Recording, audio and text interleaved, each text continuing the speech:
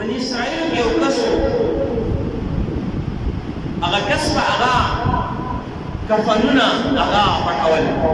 کفنچور کله چې څوک مړ شو خلکو به هغه خښ کو دی به لاړو هغه مړی به یې راوویستو هغه به یې کفن پټ کړو او مړی به بیا دفن هغه کفن به یې بیا خرڅ کړو نو دغه کس کفنچور و کفنې به یې هغه پټولې او هغه به یې ځان له خرڅولې نو ده په خپل ژوند کې هېڅ نیک عمل هغه نه و کړی دی چې کله وفات کېدو دی خپلو زامنو ته وصیت کوي د مرګ په دغه وخت کې دی خپل زامنو ته وایي ما خو په ژوند کې هغه هېڅ یو نیک عمل نه دی کړی ځکه د ژوندون اغلا کول هغه جدا خبره ده ما خو مړي هغه هم نه دي معاف کړي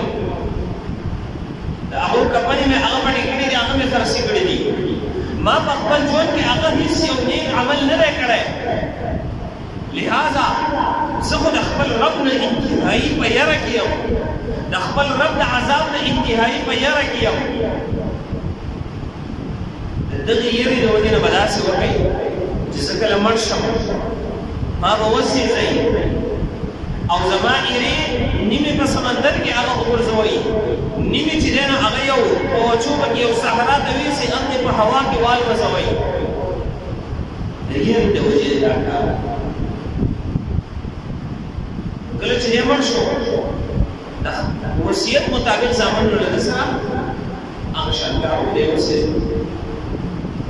یو کس دی هغه خوب کښېني تپوس دې کوي الله پاک ستا سره څه معامله وکړه د یوسف الله پاک وبخلی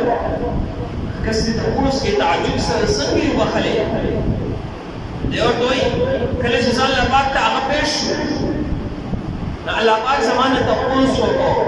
تا ولې داسې وصیت کړی وو چې ما به وسوځوئ نیمه ایرا هغه به په سمندر کې وغورځوئ نیمه چې دی نه هغه به په صحرا کې هغه والوځوئ آیا دا ته پته نشته دی چې زه به دې هم قادره یم چې دغه ایرې راغونډې کړم نو الله پاک چې دا تپوس کړي هغه ورته وایي ما ته پته وه چې به دې قادره یم دغه ایرې راغونډې کړې او اوس چې راغونډې کړې زه دې هغه به دوباره هغه را ژوندی کړم ما ته پته وه چې ته په دې باندې قادره یې خو ای الله ستا د عذاب د یرې د وجې نه ستا د عذاب هغه یره زما په زړه کې هغه موجود وه د هغې د وجې نه چې دی نه هغه دا کار ما وکړو الله پاک په دغه وخت کې دته ارشاد فرمایي هر کله چې ستا په زړه کې زما دومره یره هغه موجود ده د دغې یرې د وجې نه ما ستا چې دی نه هغه بخشش وکړو د دغه کس وایي زما مغفرت د دغې د وجې نه